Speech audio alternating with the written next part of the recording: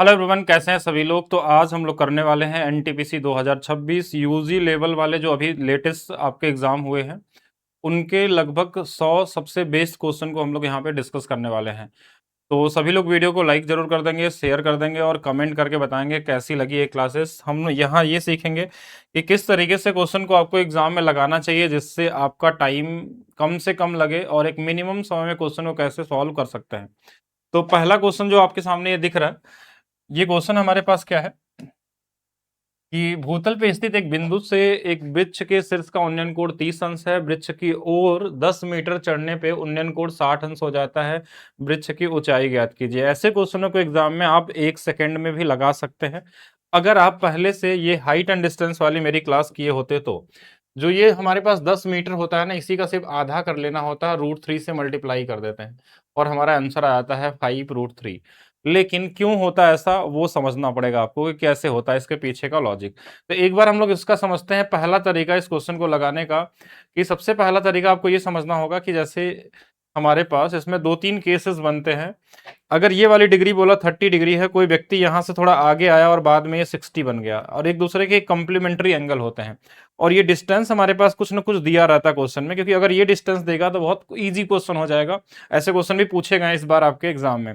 तो ये हाइट आपसे अगर पूछी जाए तो ये हाइट हमेशा इस वाले x का आधा करने पे और √3 से मल्टीप्लाई करने पे आ जाता है हमारे पास। अब ये तो हो गया एक डायरेक्ट तरीका जिससे आप आंसर निकाल सकते हैं। दूसरा हमारे पास ये होता है इसको सॉल्व करने का, कि अगर यही सेम क्वेश्चन हमारे पास आप चाहें तो हाइट एंड डिस्टेंस के अंदर में रेशियो क्रिएट कर सकते हैं। रेशियो कैसे क्रिएट होता है कि जो हमारे पास ये वाली जो वैल्यू होती है, यहाँ पे जो डेटा दिया रहता है, इस 30 के हिसाब से अगर देखेंगे या 60 के हिसाब से देखेंगे तो ये वाली वैल्यू √3 होती है और ये वाली वैल्यू 1 होती है, क्योंकि ये 90 डिग्री होता है और ये 30 डिग्री होता है, इसके वजह से ये वाला 1 हो जाता है। लेकिन 30 के हिसाब से अगर देखें तो ये वाली वैल्यू 1 आनी चाहिए और इस 60 के हिसाब से पूरा √3 हमारे पास ये वाला डेटा होना चाहिए था। लेकिन हमको एक चीज का ध्यान देना होता है कि जैसे अगर ये वाली वैल्यू एक जगह से √3 आ रही है और एक जगह से 1 आ रही, दोनों बराबर होने चाहिए थे। तो इसको बराबर करने के लिए इसमें √3 से मल्टीप्लाई कर लें और इसमें भी √3 से कर दें, तो ये हाइट दोनों जगह √3 हो जाएगी और ये 3 बन जाएगा। ये 3 बन जाएगा। अगर ये पूरा 3 है, ये 1 है यहाँ तक, तो ये वाली वैल्यू 2 होती है। और हमेशा ध्यान रखेंगे जब एक एंगल आधा होता है ना, तो ये वाला हमेशा इसका आधा का रेशियो बनाता है। मतलब इधर 60 है तो इधर 2 बनेगा, इधर 30 है तो इधर 1 बनेगा। अब इस 2 यूनिट की जो वैल्यू है, क्वेश्चन में 10 दिया था तो 1 यूनिट की वैल्यू 5 हो जाएगी और √3 यूनिट की वैल्यू आपकी 5√3 हो जाएगी। या फिर आप इसको ध्यान में रख सकते हैं कि अगर ये हमारे पास 10 दिया हो तो हम 10 का आधा किए 5√3 कर सकते हैं। लेकिन एक चीज और इसके साथ साथ आपको समझना होगा, जो जानना जरूरी है आपके लिए, कि क्या ये हमेशा 30 और 60 ही बन सकते हैं। तो ऐसा नहीं है, इसमें हमारे पास 3 पॉसिबिलिटी होती हैं।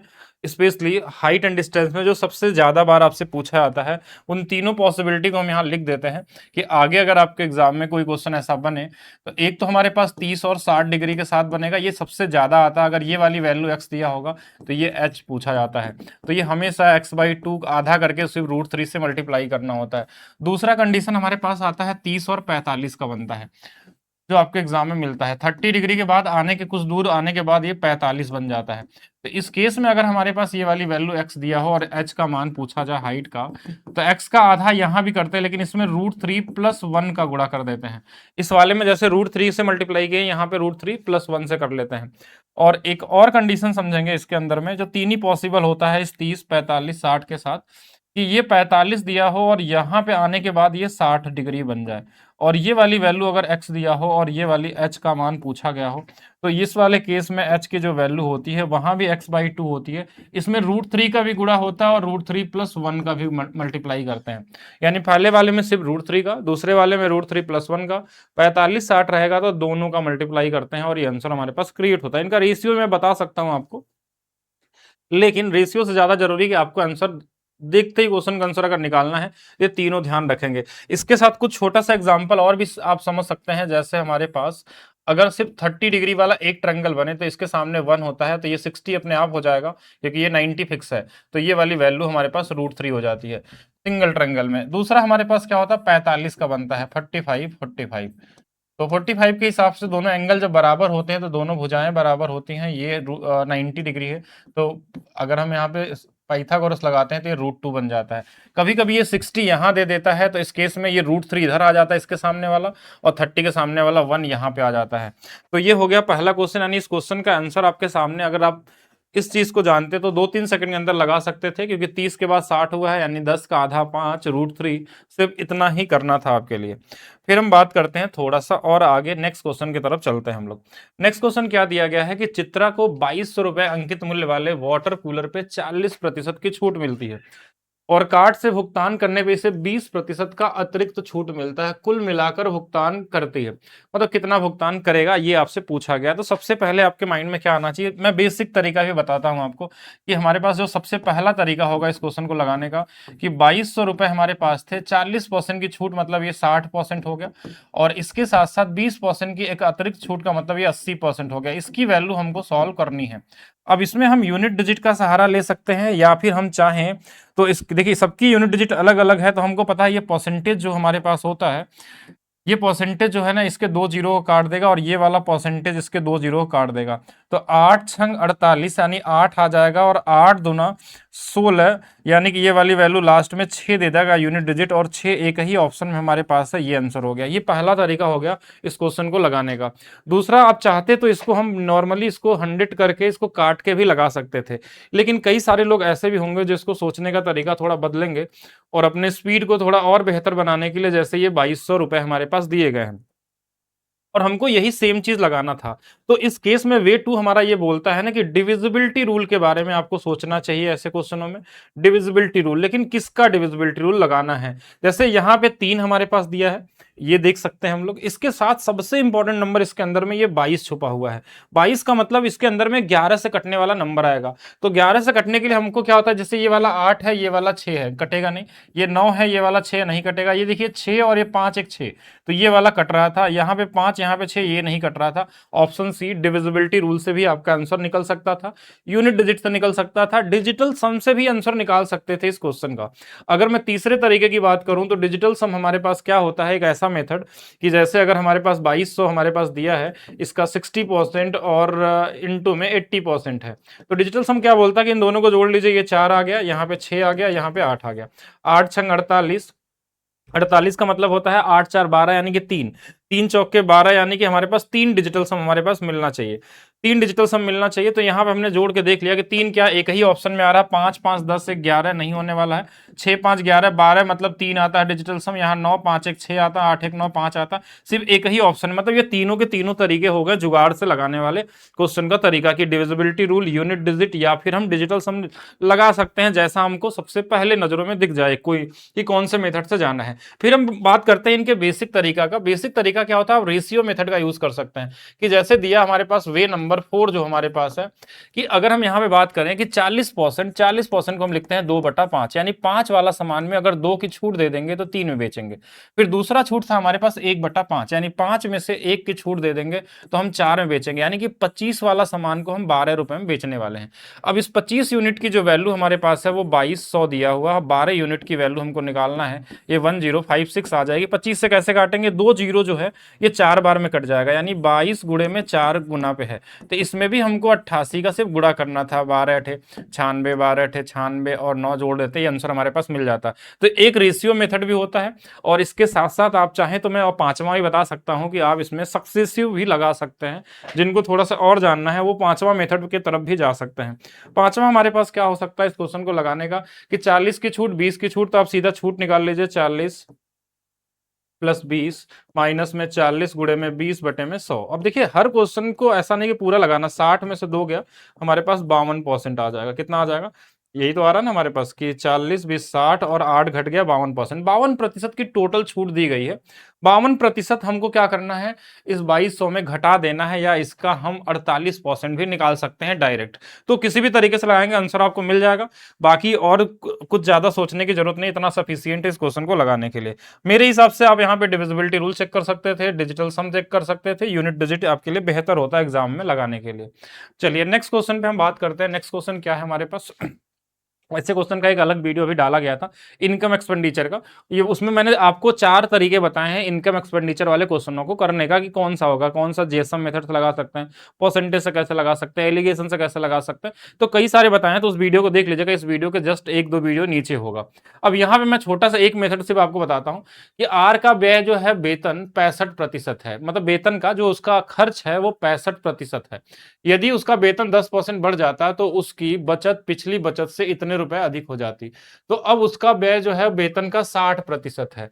अब उसका वर्तमान वेतन आपको निकालना है। हमको दिया जो ये डेटा दिया है ना, ये किसके बारे में दिया? सेविंग के बारे में दिया। तो हम सेविंग पे चर्चा करेंगे। सेविंग अगर मैं बात करूं, आर का जो सबसे पहले सेविंग था हमारे पास पहले, वो कितना था? अगर ये 65% खर्च करता था तो पहले सेविंग इसकी 35% थी। बाद में क्या हुआ? बाद में हमारे पास अगर अब 60% खर्च करता है, यानी कि अब सेविंग 40% है। लेकिन ये 40% आया क्यों? क्यों हो गया 40% सेविंग? क्योंकि क्वेश्चन में ये दिया था ना कि पहले अगर ये 100 रुपए कमाता था तो अब 110 रुपए कमाने लगा। अब 110 रुपए कैसे कमा रहा है? क्योंकि क्वेश्चन में बोला है कि 10% बढ़ गया, 100 से अब 110 हो गया है। तो बस वही चीज निकालनी है कि कितना हो जाएगा। अब 110 का 40% निकालेंगे, यानी अब सेविंग हमारे पास 44%। ये 44 कहां से है? इसका अगर हम निकाल लेंगे 40% आप 40% अब 110, सॉरी, तो परसेंटेज में नहीं सोचना, ऐसे सोच लेना। देखिए 11 चौक 44 ये बन जाएगा। इनका जो बढ़ गया ना, ये परसेंटेज में जो बढ़ा है वही इसके बराबर दिया है। तो ये कितना बढ़ा है? तो बोलेंगे 9%। 9% की जो वैल्यू है वो 3150 है। ये कितना गुना पे कट रहा है? 9 गुणे 3 27 और 9 पचे 45, 350 गुना पे, यानी 100% की जो वैल्यू है वही आपका इनकम हो जाएगी। 350 गुना पे, यानी कि 350 के आगे 2 जीरो लगा लेंगे, ये 35,000 हमारे पास क्या आ गया? इनकम आ गया। अब अगर चाहें, लेकिन हमसे पूछा क्या गया है क्वेश्चन में? वर्तमान बोला गया है, मतलब हमको 110 यूनिट की वैल्यू निकालनी थी। या फिर आप इसका 10% बढ़ा लीजिए, इसमें 3,500 और जोड़ देंगे तो 38,500 हमारे पास क्या हो जाएगा? इसका राइट आंसर हो जाएगा। अब देखिए 38,500 क्यों लिया हमने? क्योंकि क्वेश्चन में आपसे वर्तमान वाला वेतन पूछा गया था, पुराना वेतन 35 था। या फिर हम यही निकाल लेते कि 110 का हम 350 गुना कर लेते तो भी हमारे पास आंसर आ सकता था।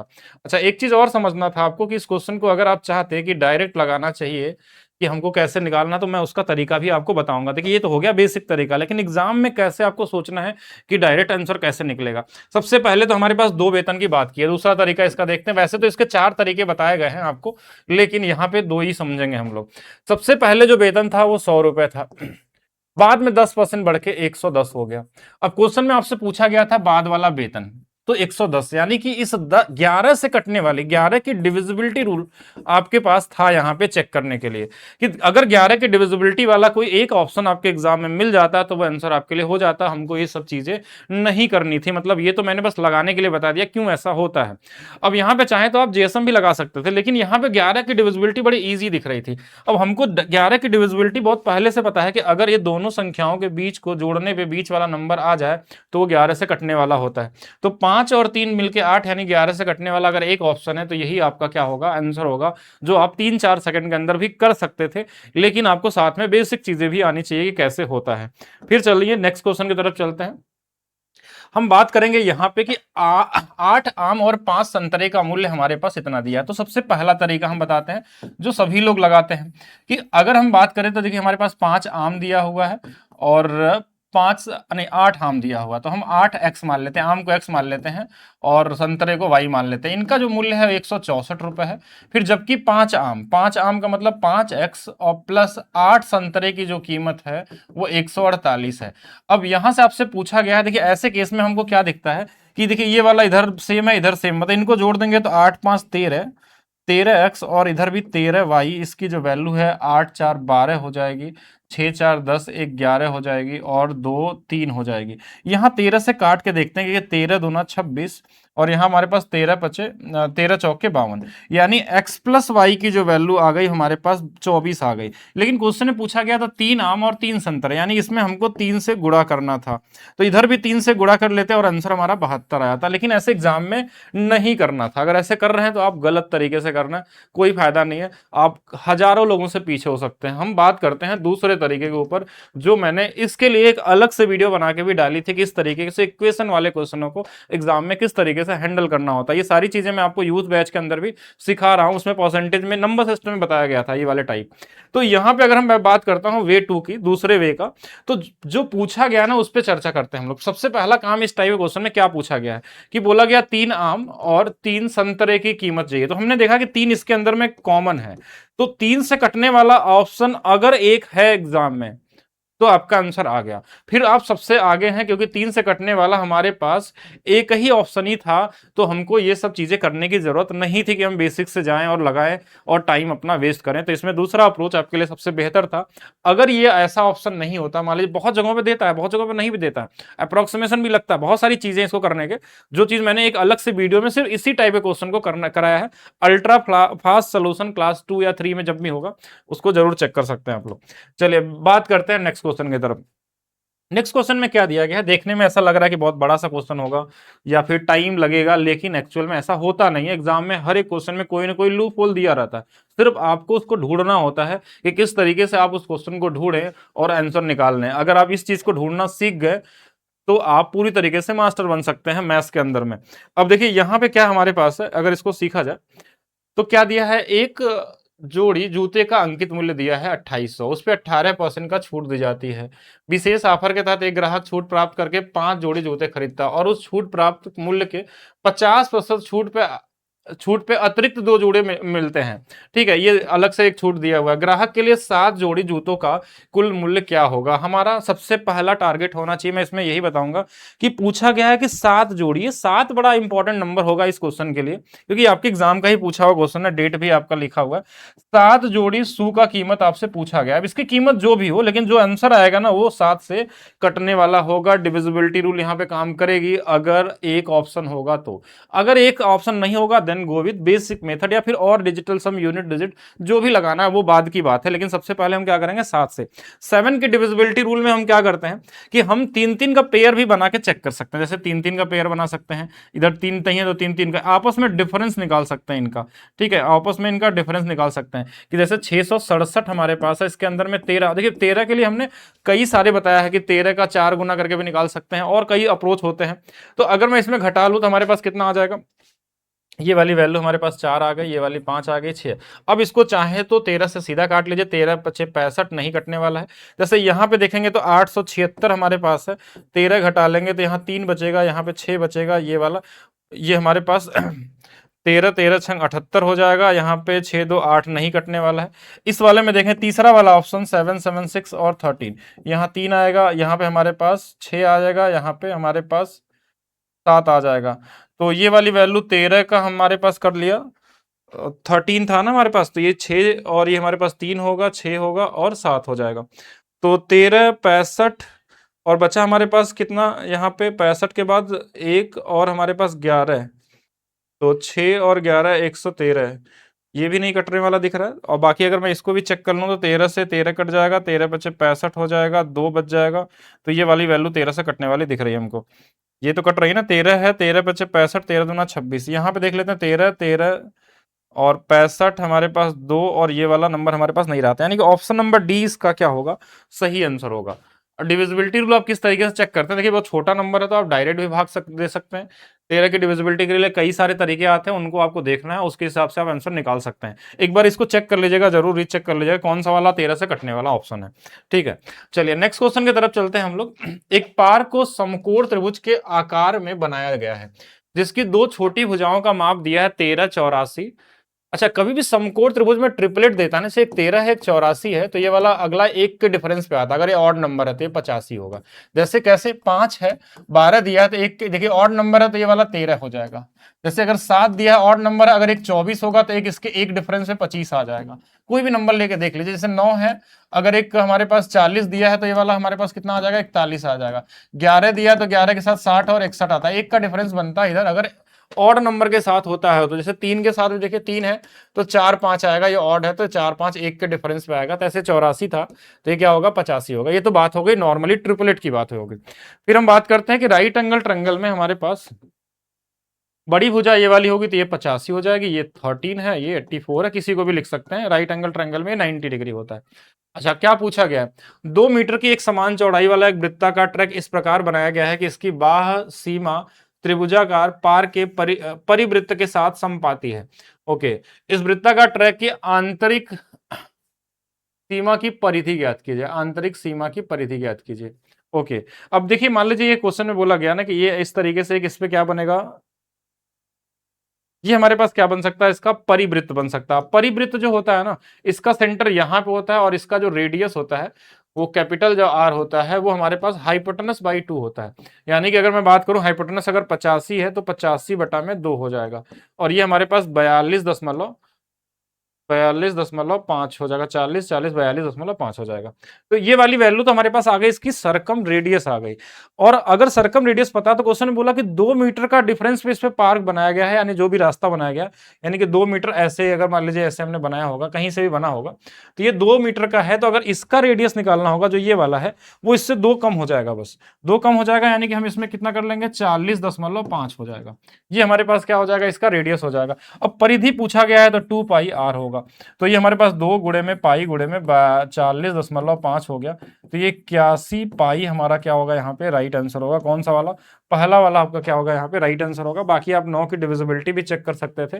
बाकी थोड़ा सा राइट एंगल ट्रायंगल के बारे में अगर बताऊं तो बहुत सारी चीजें यहाँ पे बताई जा सकती हैं, आपको थोड़ा सा नोट कर सकते हैं अगर आपको आगे और जानना है तो। अगर ये P है, ये B है, ये H है, तो इसकी जो परित्रिज्या होती है, यानी जो सर्कल बाहर बनता है तीनों वर्टेक्स से होके जाता है, वो हाइपोटेनस का आधा होता है।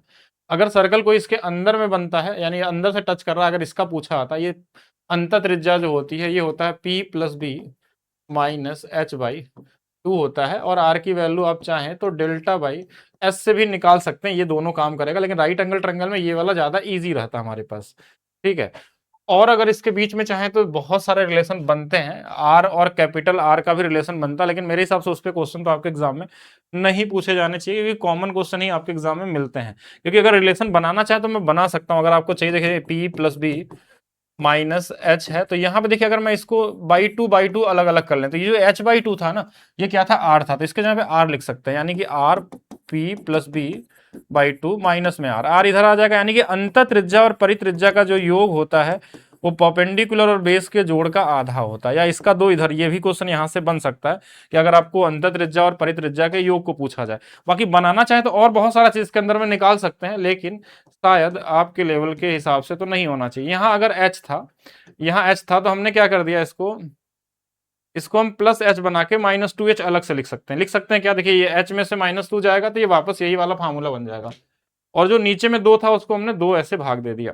अब देखिए R की जो वैल्यू यहां से होगी, ये वाली वैल्यू होती है सेमी पेरीमीटर, जिसको हम S बोलते हैं, माइनस में इसकी वैल्यू हमने बताया था R होता है, यानी सेमी पेरीमीटर चाहिए तो R + 2R होता है।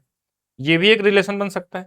अगर यहां से एरिया निकालना होगा तो R इंटू में S बनता है। R की जो वैल्यू हमारे पास, S की जो वैल्यू है ये भी है, तो डेल्टा निकालना हो तो R + 2R, यानी कि डेल्टा का एक फार्मूला क्रिएट हो सकता है, R² + 2 capital R small r। तो ये निकल गया, ये निकल गया, और ये निकल गया। ये 3 चीज भी जान सकते हैं, अगर मिल गया तो तैयार रहिएगा, ठीक है। बाकी अभी तो उम्मीद नहीं है कि आ सकता है।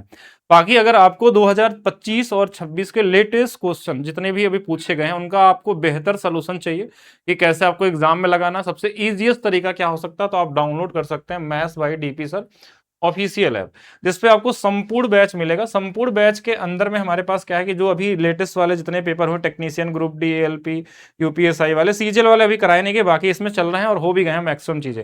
अभी इसमें एक चीज मैं और ऐड कर दे रहा हूँ, जो अभी पेपर हो रहा है ना 2026 में, यूजी लेवल वाला भी इसके अंदर में हम ऐड कर देंगे। जो आपकी एक पढ़ाया जा रहा है ये वाली क्लास भी आपको मिलेगी वहां पे पीडीएफ के साथ में। कहाँ मिलने वाला है, इसका प्राइस बहुत मिनिमम रखा गया, मात्र 222 रुपए। इसके साथ साथ अगर आप अपने मैथ्स के स्पीड को 10 गुना तेज करना चाहते हैं, अगर आपको बेसिक पहले से आता है तो आप यूथ बुक सोल्यूशन बैच हमने एक लॉन्च किया है, जो 11 जून से स्टार्ट हो गया। इसमें एक टॉपिक कंप्लीट हो गया, 2 टॉपिक साथ में चल रहे हैं, अर्थमेटिक और एडवांस के एक टॉपिक, जिसकी प्राइस 299 रुपए रखी गई थी, लेकिन अभी कुछ दिनों के लिए आपको 199 में ये बैच मिल जाएगा। 199 के अंदर में आप यूथ बुक सोल्यूशन के सारे क्वेश्चनों का सबसे इजीएस्ट तरीका सॉल्व कर सकते हैं, जिसमें NTPC, group D, LP, technician, JE सभी के क्वेश्चन इसके अंदर में दिए गए हैं। तो चलते हैं क्वेश्चन को आगे लेके चलते हैं। नेक्स्ट क्वेश्चन को देखिएगा क्या है क्वेश्चन। ये क्वेश्चन हमारे पास क्या है, ये है पॉपुलेशन का, जो इस बार बहुत सारा पूछा गया है 2024 में भी, 25 में भी, और 26 के ग्रुप डी में भी आया हुआ है, और यहाँ पे भी यूजी में भी आपको देखने को मिला क्वेश्चन कि एक कस्बे की जनसंख्या 2015 में 10% की वृद्धि होती है, फिर 15% की कमी होती है, अंत में हमारे पास कुछ ऐसा दिया हुआ है। अब इसको कई तरीके से सोच सकते हैं, वैसे हम एक कॉमन तरीके सोचें, पहला तरीका इसका लगाने का, तो हमने बोला कि x रुपए था, पहले 10% की वृद्धि हो गई तो 110 हो जाएगा। फिर क्वेश्चन में बोला कि 15 की कमी हो गई तो ये 85 हो जाएगा। 85 परसेंटेज में, ध्यान रखेंगे ये भी परसेंटेज में, और बराबर में जनसंख्या है 187,000 का। ठीक है, एक ऐसा तरीका हमको मिल गया, ये एक तरीका मैं बता रहा हूं। तो अब इसमें आप क्या क्या कर सकते हैं वो आपकी मर्जी है। देखिए इसमें इसको लगाने का तरीका, इधर का डिजिटल सम इधर के डिजिटल सम से बराबर करके चेक कर सकते हैं, एक तरीका ये हो सकता है। आप इनका यूनिट डिजिट निकाल सकते हैं, काट उठ के कि एक्स का मान का यूनिट डिजिट क्या आ सकता है, या फिर डिजिटल सम सबसे इजी हो सकता है, क्योंकि यूनिट डिजिट में सब में अलग एक ही डिजिट है, तो आपको थोड़ा सा मुश्किल हो सकता है वहां तक पहुंचने में, नंबर तक के लिए पहुंचने के लिए आपको मुश्किल करना पड़ेगा। तो यहाँ डिजिटल सम का सहारा सबसे बेहतर हो सकता है। क्या डिविजिबिलिटी रूल देख सकते हैं? तो बिल्कुल देख सकते हैं। जब ये नंबर हमारे पास नीचे इधर आ जाएगा, इधर आ जाएगा, तो हमने एक चेक किया यहाँ पे नीचे वाला, अच्छा 11 से ये वाला 11 कट जाएगा, तो कोई डिविजिबिलिटी रूल में कोई ऐसा यूनिक नंबर तो नहीं दिख रहा मुझे जहां मिलेगा। दूसरा तरीका आपका क्या हो सकता है कि आप रेशियो मेथड से जाएं, क्योंकि बहुत कॉमन डेटा दिया होता है, तो हम रेशियो मेथड का यूज कर सकते हैं। 10% को हम क्या लिखते हैं, 1/10, तो पहले 10 से जनसंख्या 11 हो गई। 15% को हम लिखते हैं 3/20, तो 20 से जनसंख्या अगर हमारे पास 3 कम हो गई तो 17 हो गई। अगर 200 जनसंख्या रहती तो ये 187 हो जाता। देखिए ये दोनों को जोड़ लेते हैं 11 से गुणा करने पे। इसी के सामने बस हमारे पास क्या था, 3 जीरो लगा हुआ था, तो यहां भी इसके सामने हमको बस 3 जीरो लगा देना था और यही आंसर होगा। तो ये शायद सबसे इजीएस्ट तरीका हो गया इसको क्वेश्चन को। बाकी इसको सॉल्व भी कर सकते हैं, वही सेम ही चीज है। इसी को लिखने का अगर बोले तो लिखने के अलग अलग तरीके, अलग अलग फॉर्म में लोग लिखते हैं, सबका मीनिंग एक ही आता है। हम ऐसे भी लिख सकते हैं 10% की वृद्धि हो गई 11/10 हो गया, 15 की कमी हो गई 17/20 हो गया, बराबर में 187,000 दिया था, हमने इसको काट दिया 17 बार में, 17 से ये कट गया 17, ये वाला वैल्यू, ये 200 इसमें गुणा करते हमारा आंसर ये वाला मिल जाता है। तो किसी भी तरीके से कर लीजिए, सबका मीनिंग एक ही है। Easy question. नेक्स्ट देखते हैं। एक व्यक्ति कोई वस्तु उसके अंकित मूल्य से 20% कम में खरीदी और उस अंकित मूल्य से 10 रुपए अधिक पे बेच दिया, उसे 40% का लाभ हुआ। वस्तु का अंकित मूल्य ज्ञात कीजिए दशमलव के 2 स्थानों तक। अच्छा ठीक है, तो अब एक चीज इसमें समझिएगा, इस क्वेश्चन को, अच्छा क्वेश्चन, इसको इंपॉर्टेंट क्वेश्चन में आप मार्क कर सकते हैं। ऐसे क्वेश्चन आपको एग्जाम में फंसा सकते हैं, ठीक है, मतलब कहीं ना कहीं ट्रैप हो सकते हैं इसके लैंग्वेज में, तो इसको पहले से प्रैक्टिस करके जरूर जाना है आपको, तभी आप कर पाएंगे, नहीं तो फिर समय ले सकता है आपका ज्यादा से ज्यादा, यही कर सकता है। चलिए एक बार समझते हैं। अंकित मूल्य कुछ भी रहा हो, हम मान लेते हैं 100 रुपए अंकित मूल्य रहा हो, वस्तु का मूल्य कितना रहा होगा, 100 रुपए, 100% रहा हो अंकित मूल्य, ये मार्क प्राइस रहा होगा। फिर क्वेश्चन में क्या बोला गया, इसे 20% कम में खरीदा गया, मतलब खरीदा कितने में गया था, 80% पे, 80% पे हमने इसको खरीद लिया और उसे 40% के लाभ पे बेच दिया। अब देखिए लाभ हम किस पे निकालेंगे, जितने में हम खरीदे हैं। अब इस 80 का 40% कितना होगा, 80 का 40 निकाल सकते हैं, 8 चौके 32, यानी कि इसमें 32% अगर और जोड़ दें हम, देखिए यही तो लाभ होगा ना। देखिए 80% था, इसी का ये 40% है, इसी का ये क्या है 40, 8 चौके 32, ये हो गया। फिर क्वेश्चन में बोला गया तो अंकित मूल्य, फिर क्या बोला, उसे अंकित मूल्य के 10 रुपए अधिक बेचा गया। एक डेटा बोला जो अंकित मूल्य 100 रुपया था, इससे 10 रुपए अधिक में बेचा गया, ये रुपए में है, ये बराबर है। देखिए एक तरफ बोला कि कम किया गया 20, 40 के लाभ यानी 32 और इसको बढ़ा दिया गया, तो जो 100 रुपया था उसका मूल्य उससे 10 रुपए अधिक कर लिया। बस इनको कर लीजिए, 8 3 11 112, 100 इधर घट जाएगा, 12% की जो वैल्यू है वो हमारे पास 10 है। हमको 100% की वैल्यू निकालनी है। लगभग अगर देखेंगे तो ये हमारे पास 8.33 गुना पे होता है, तो इसमें भी हमको बस 8.33 गुना कर देना है, आंसर आ जाएगा 83.33 के आसपास वाला राइट आंसर होगा। और कौन सा वाला होगा, ऑप्शन नंबर सी वाला होगा। ये कॉमन क्वेश्चन था और कुछ था नहीं इसमें। अंकित मूल्य 100 रुपए दिया था, खरीदा 80 में था, 40% के लाभ बेचता, तो ये दोनों मिला के कितने हो जाते, 112 रुपए हो जाते। लेकिन क्वेश्चन ने बोला नहीं, अंकित मूल्य से सिर्फ 10 ही रुपए ज्यादा बेचे हैं, तो ये दोनों बराबर होंगे, ये वाला बस यहां से हमने घटा दिया, 12 की वैल्यू आ गई, यहां से 100 की वैल्यू निकालिए। तो ये भी कॉमन क्वेश्चन है, बाकी इसको रेशियो भी लगा सकते हैं। चलिए नेक्स्ट और देखते हैं हम लोग। हाँ इस क्वेश्चन को देखेंगे ध्यान से सभी लोग, क्या है इस क्वेश्चन के अंदर में।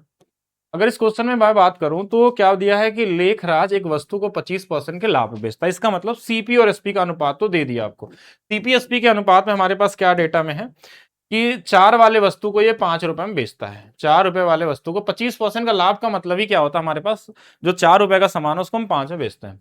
क्रय मूल्य में 20 की वृद्धि होगी, मतलब ये जो था क्रय मूल्य, इसमें 20 की वृद्धि कर दी, मतलब इसमें 120 से गुणा कर लेते हैं। फिर क्वेश्चन वाला विक्रय मूल्य में 10 की कमी कर दी है, मतलब इस वाले में 90 से गुणा कर लेते हैं। जो जिससे कट जाए अनुपात बनाना है आपको, 3 से 3 बार और 3 से 4 बार। इसका गुणा इधर कर लेंगे, ये 16 आ जाएगा, इसका गुणा कर लेंगे, ये 15 हो जाएगा। ओवरऑल देखिए तो नया में क्या हो रहा है, लॉस हो रहा है किसका, 1/16 का। 1/16 की वैल्यू होती है 6.25%। वेरी वेरी इंपॉर्टेंट डेटा है ये 1/16, इसको ध्यान रखिएगा। 6.25%, 1 हमारे पास 16, 3/16 बहुत बार आपके सीजल के एग्जाम में यूज होता है 18.75। 5/16 भी आपके एग्जाम में बहुत ज्यादा आपको मिल जाता है 31.25। 9/16 भी आपको मिल जाता है और ये होता है 56.25। इन सभी डेटा को ध्यान रखिएगा, ये बहुत सारे आपको देखने को मिल जाएंगे। यहाँ पे जो आंसर होगा ऑप्शन नंबर सी होगा। कॉमन क्वेश्चन था, इजी था, इसमें ज्यादा इसलिए मेथड हम लोग नहीं समझ रहे, बाकी मेथड चाहे तो आप बना सकते हैं कई और सारे। नेक्स्ट क्वेश्चन देखेंगे।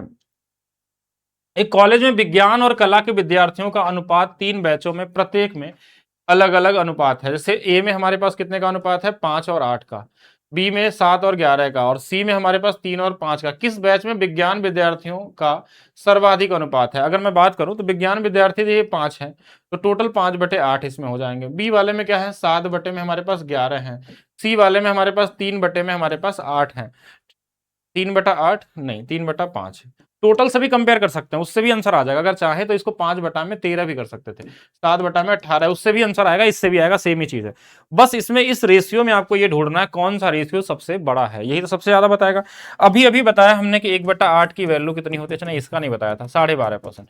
तो 5/8 की वैल्यू अगर आपको डायरेक्ट पता है, अगर थोड़ी प्रैक्टिस की है तो आसानी से निकाल सकते हैं। 1/11 की जो वैल्यू होती है 9.09 होती है, तो 9×7 = 63, यानी 63.63 हो जाएगा। 1/5 आसान है, 20×3 = 60, ये 60% होता है। सबसे ज्यादा इसमें दिख रहा है, किसमें दिख रहा है, बी में। तो बी में हमारे पास सबसे ज्यादा विज्ञान के विद्यार्थी होंगे, या जिसका भी नंबर दिया गया होगा। एक और हाइट एंड डिस्टेंस का क्वेश्चन, वो क्वेश्चन क्या है, एक सीढ़ी है, दीवार के सहारे टिकी हुई है और धरातल पे 60 डिग्री। जैसे ये 60 आया आपके माइंड में, तो इसके सामने 3 रूट में ये वाला 1, ये वाला 2 होता है, ये चीज आपको पता होना चाहिए। और उस क्वेश्चन में क्या बोला, सीढ़ी दीवार के पास से 15 मीटर, 1 यूनिट की वैल्यू 15 दिया है। सीढ़ी की लंबाई, सीढ़ी तो ऐसे लगी होगी, तो 2 = 30 हो जाएगा। तो ये भी आपका 2-3 सेकंड वाला, बिना फिगर बनाए हुए ऐसे क्वेश्चनों को लगा सकते हैं, इसमें ज्यादा नहीं सोचना है। चलिए नेक्स्ट क्वेश्चन देखते हैं।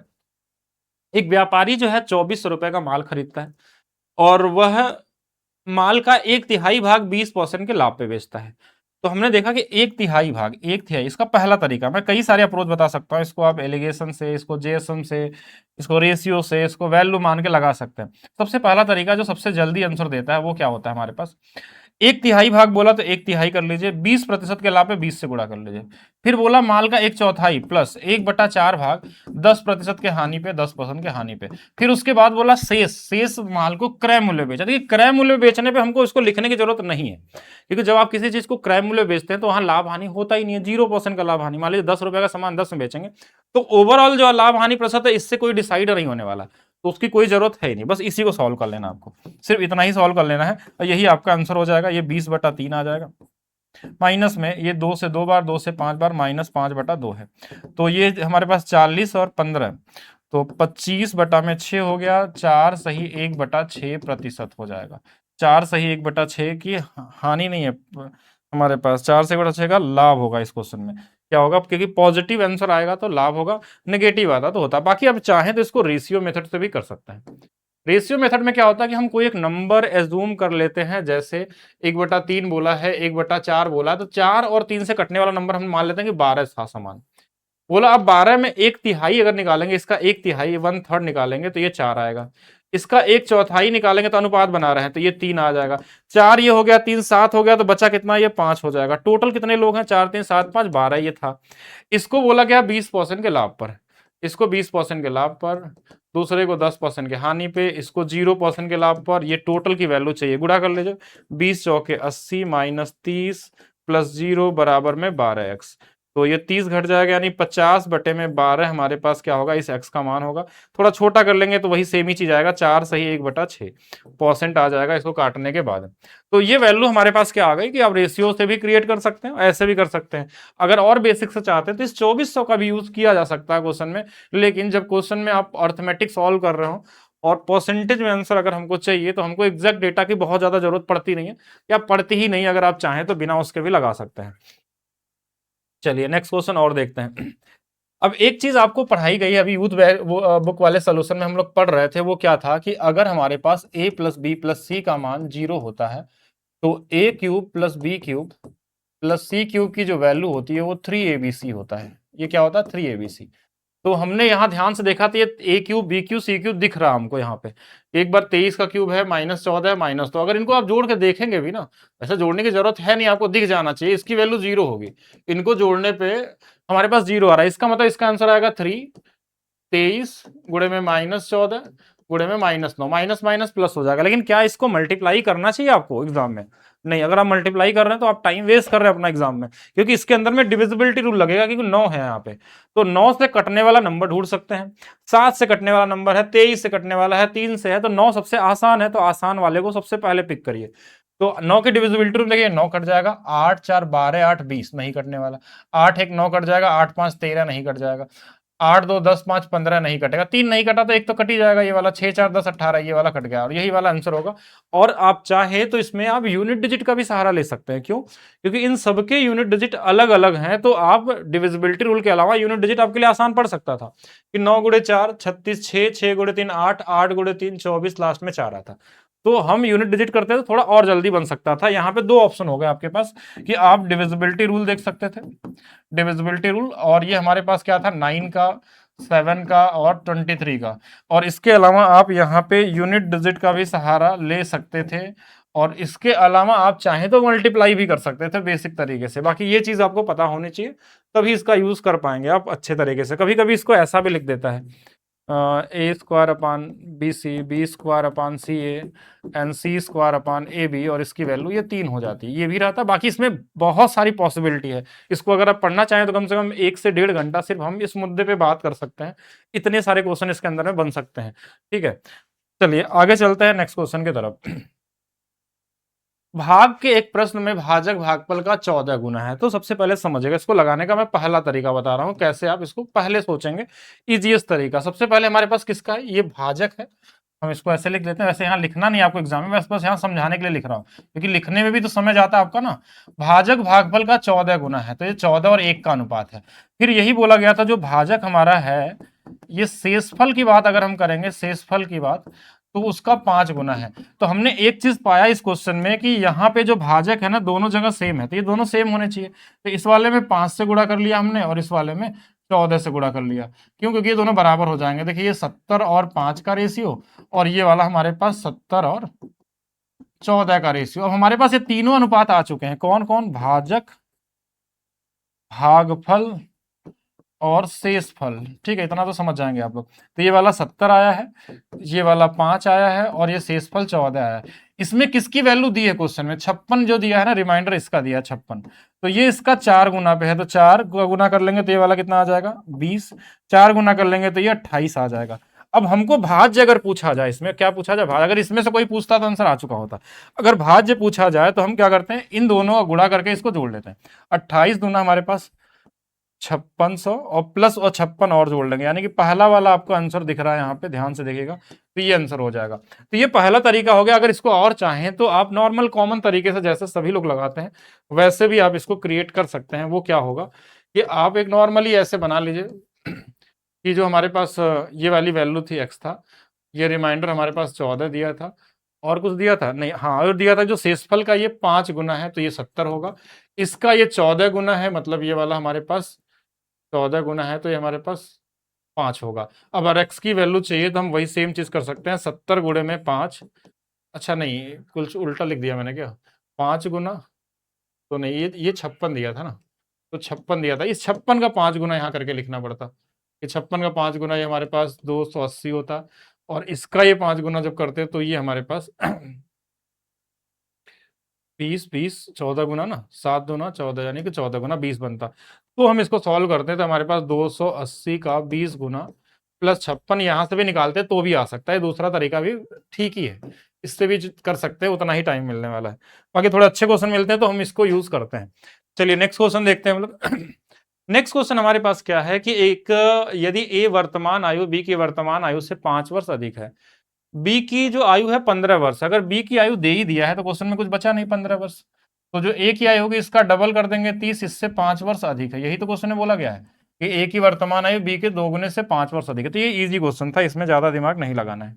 नेक्स्ट और देखते हैं 8,000 की धनराशि 3 वर्षों के लिए 7.5% वार्षिक ब्याज दर पे साधारण ब्याज के तहत होने वाला मिश्र धन क्या होगा। मिश्र धन क्या होता है कि नॉर्मली हम बस रेट और टाइम में गुणा कर लेते हैं, कितना ब्याज मिलने वाला, तो ये आ गया 22.5%। ये तो हमारा एसआई अगर पूछता तो हम इतना ही निकालते हैं, लेकिन मिश्र धन बोला मतलब इसको 122.5 लिखना होगा, इतना परसेंट निकाल देना है इस 8,000 का। इससे एक चीज पता चल गया, 8,000 से ज्यादा आंसर आएगा, सारे आंसर ज्यादा है तो कोई दिक्कत नहीं है। आप इसमें यूनिट डिजिट लगा सकते हैं, डिजिटल सम लगा सकते हैं। क्या डिजिटल सम सबका अलग अलग है, एक चेक करेंगे। 9 8 17 8 आएगा, 9 6 15 6 आएगा, 9 4 13 यानी 4। तो डिजिटल सम का यूज कर सकते हैं, बाकी कैलकुलेशन कर सकते हैं, बहुत छोटा सा कैलकुलेशन है। एक परसेंटेज 2 जीरो काट देगा, ये वाला इस पॉइंट को हटा देगा। फिर 1225 में 8 का गुणा ही तो करना है ये भी कर सकते हैं और बाकी डिजिटल सम भी निकालना है। देखिए 5 4 हट गया, डिजिटल सम 8 आ रहा है, इसका 8 आ रहा मतलब ये वाला आंसर होगा। बाकी आप गुणा भी कर सकते हैं, आपको लगे कि गुणा करना है तो गुणा कर लीजिए, नहीं तो आप सॉल्व भी कर सकते हैं। बहुत कॉमन सा बेसिक सा क्वेश्चन है। नेक्स्ट देखेंगे, त्रिभुज एक्स वाई जेड के अंदर में हमारे पास ये दिया गया है, एक्स वाई जेड के अंदर में दिया है कि एक्स वाई जो बराबर है एक्स जेड के, त्रिभुज में दो भुजाएं बराबर क्यों दी जाती हैं। सबसे पहले तो ये समझना होगा आपको कि दो भुजाएं बराबर देने का एक ही लॉजिक है कि उनके सामने वाले कोण बराबर होते हैं, या कभी कभी कोण बराबर दिया जाता है। दो ट्रायंगल के अंदर में दो ट्रायंगल मतलब ट्रायंगल के अंदर में दो कोण बराबर दिए होते हैं तो उनके सामने वाली भुजाएं बराबर होती है, वाइस वर्सा काम करता है। मतलब इसके सामने वाला एंगल, इसका एक ही लॉजिक ही होता है, अगर कहीं भी भुजा बराबर दिया यानी यही चाहते हैं कि उसके सामने वाले कोण बराबर है। अब ये वाला कोण हमको कौन सा दिया गया है, एक्स वाई हमारे पास और एक्स जेड बराबर है, कोण एक्स की वैल्यू हमारे पास 40 दिया है। अगर एक ट्रायंगल के अंदर में 180 से ज्यादा एंगल हो नहीं सकता जोड़ने पे, 40 ये हो गया तो बचा कितना, 140 बचा है। तो ये दोनों बराबर बराबर लिख दीजिए, 70 और 70। क्यों, क्योंकि दोनों बराबर बराबर होंगे और इसी में से कोई एक पूछा गया है, वही आपका क्या होगा, आंसर हो जाएगा। बाकी इसमें एक और चीज होती है, अगर एक लाइन ऐसे बढ़ा देते हैं तो इसको हम बोलते हैं बाह्य कोण। जो बाह्य कोण होता है वो क्या होता है कि अंदर के अपोजिट वाले दोनों कोणों के योग के बराबर होता है। ये भी पूछा जा सकता है, ये 7 और 4 11 110 हो सकता है, या फिर इसको हम ऐसे बोल सकते हैं ये 180 डिग्री बनती है, तो ये वाला अगर 70 है तो बाहर वाला 110 हो सकता है। एक बेसिक मतलब प्रॉपर्टी है ट्रायंगल में, बाकी तो बहुत सारी ट्रायंगल की प्रॉपर्टी है, उसको आप ट्रायंगल वाली क्लास में जरूर देखेंगे। चलिए नेक्स्ट और देखते हैं। यदि वाई राशि वार्षिक रूप से संयोजित होने पे 4% वार्षिक दर से 2 वर्ष में चक्रवृद्धि ब्याज इतना है, अंत में 2 वर्ष के अंत में कुल देय राशि, आपसे अमाउंट पूछा गया है, अमाउंट। तो अगर अमाउंट पूछा गया तो किसमें कितने तरीके से मैं बताऊं आप बताएगा। चलिए मैं पहला तरीका आपको निकालता हूं क्वेश्चन को लगाने का। सबसे पहला तरीका जो मैंने आप लोगों के लिए बनाया है वो क्या होता है कि अगर आपका रेट 1/x बन जाए तो जो CI 2 साल का होता है वो होता है 2x+1, और जो प्रिंसिपल होता है वो होता है x²। और यहाँ पे हमारे पास अगर अमाउंट पूछा जाए तो ये दोनों को जोड़ लेते हैं, ठीक है। ये होता है x+1 का होल स्क्वायर। कैसे, देखिए x² + 2x+1 क्या होता है, ये होता है। अब इसमें हमारे पास जो रेट दिया है ना वो 1/25 दिया हुआ है। कितना दिया, 1/25। तो ये तो आ गया हमारे पास 51, ये 25 का स्क्वायर 625, ये 26 का स्क्वायर 676। आपसे अमाउंट पूछा मतलब इससे कटने वाला नंबर आएगा। इसका स्क्वायर है ये, 26 का स्क्वायर है, 26 में क्या आता है 13 आता है, 13 से कटने वाला नंबर बनेगा। तो 13 की डिविजिबिलिटी रूल चेक कर सकते हैं। अगर इजी होता, मुश्किल कैलकुलेटिव होता तो चेक करते हैं। अब यहाँ इजी क्वेश्चन है तो आप डायरेक्ट भी लगा सकते हैं। ये कितनी, इसकी वैल्यू क्वेश्चन में दी थी 765, लास्ट में 5 है, इधर 1 है, तो 5 गुना तो आएगा, ये 10 गुना में तो 510 बनेगा, 15 गुना होगा, 15 कम 15 25 75। ये वाला निकालना था, ये वाला 15 से गुना कर लीजिए। 15 छक्का 90, 15 सत्ते 105 और 9, 105 हमारे पास है, और 5 4 9 14, यानी कि लास्ट में 40 आने वाला है। और 40 वाला एक ही ऑप्शन है, बाकी आप चाहें तो गुणा भी कर सकते हैं, डिविजिबिलिटी रूल से भी लगा सकते हैं। ये पहला तरीका हो गया। फिर हम दूसरे तरीके पे जाएं तो हम नॉर्मली रेशियो लगा सकते थे कि पहले 25 से ये कितना होता है 26 होता है, 25 से कितना होता है ये 26 होता है, तो 625 रहता है, तो ये 626 होता है। यहाँ से कितना बढ़ा है, 51 बढ़ा है। इसकी वैल्यू क्वेश्चन में 765 दिया है। इसकी वैल्यू 15 गुना पे थी तो ये भी 15 गुना पे आ जाएगा और 10140 आ जाएगा। ठीक है, ये भी कर सकते थे। आप चाहें तो सक्सेसिव भी लगा सकते थे। सक्सेसिव में क्या होता है कि जैसे 4% है और 2 साल का अगर हमको सीआई चाहिए तो 4 का डबल करते हैं 8, 4 का स्क्वायर कितना 16, इतना परसेंट हमारा क्या होगा, ये सीआई होगा। इसी की जो वैल्यू हमारे पास क्वेश्चन में दिया गया है वो दिया है 765। हमको चाहिए कितना, 108.16% की वैल्यू। तो यहां से हमारे पास निकालेंगे तो ये भी हमारे पास आ सकता है। थोड़ा कैलकुलेशन यहाँ ज्यादा है, यहाँ डिजिटल सम का यूज करेंगे तो ज्यादा आपके लिए बेहतर होगा। डिजिटल सम का यूज करेंगे तो वहां बेहतर होगा। बाकी डिविजिबिलिटी टूल कुछ भी लगा सकते हैं, और चाहें तो और बहुत सारे तरीके हो सकते हैं इस क्वेश्चन को सोचने के। नेक्स्ट चलते हैं। एक इजी क्वेश्चन दिख रहा है मुझे। क्वेश्चन में क्या दिया गया है, यदि 4 और 20 का तृतीयानुपाती, तृतीयानुपाती क्या होता है, जो दूसरा नंबर होता है इसका वर्ग करने पे, इसका वर्ग करके पहले वाले से भाग दे देते हैं, तो ये हमारे पास कितना आ जाएगा, 100 आ जाएगा m की वैल्यू। फिर बोला m और 50 का तृतीयानुपाती यानी n दिया गया है, तो इसमें दूसरा नंबर 50 है तो 50 गुणे 50, और इसमें डिवाइड करना है किससे, m से। m की वैल्यू कितनी है, 100। ये 2 जीरो जीरो कट जाएंगे, n की वैल्यू कितनी आ जाएगी, 25 आ जाएगी। और कुछ आगे है नहीं, इतना ही करना था, तो ये तो आंसर 25 आ जाएगा। ठीक है, ये इजी था, इसको कोई। एक कार्यालय में 6 हमारे पास क्या है, एक कार्यालय में हमारे पास 6 कर्मचारियों की औसत मासिक आय दिया हुआ है, और जब एक नया कर्मचारी कार्यालय में नियुक्त होता है तो सभी 7 कर्मचारियों की औसत आय 25,500 हो जाती है। ठीक है, अब देखिए इस क्वेश्चन में हमारे पास क्या होगा कि अगर ये पहले यहां से बढ़ा कितना, तो बोलेंगे 1500। और ये 1500 बढ़ने का रीजन किस लिए हुआ, क्योंकि ये जो आया होगा ये नया कर्मचारी, ये इस 24,000 से कुछ ज्यादा सैलरी लेके आया होगा, तभी तो हुआ होगा। कितना ज्यादा, इस 1500 को चेक करेंगे कितने लोगों में बटा होगा ये, तो कितने लोग इसके अंदर में होगा, पहले 6 थे अब 7 हो गए, मतलब 7 यानी कि लगभग 10,500 रुपए इसकी सैलरी ज्यादा थी। 24 10 34, 34,500 रुपए इसकी सैलरी थी, जिसके आने से 1500 बढ़ गया। आप चाहे तो इसमें एलिगेशन भी यूज कर सकते हैं, बहुत तरीके से क्वेश्चन को सोच सकते हैं कि देखिए पहले 6 कर्मचारी थे, बाद में एक आया था, 7 हुए थे, इसकी वैल्यू हमारे पास 25,500 थी, शुरू की 24,000 कितना थी, 24,000 थी।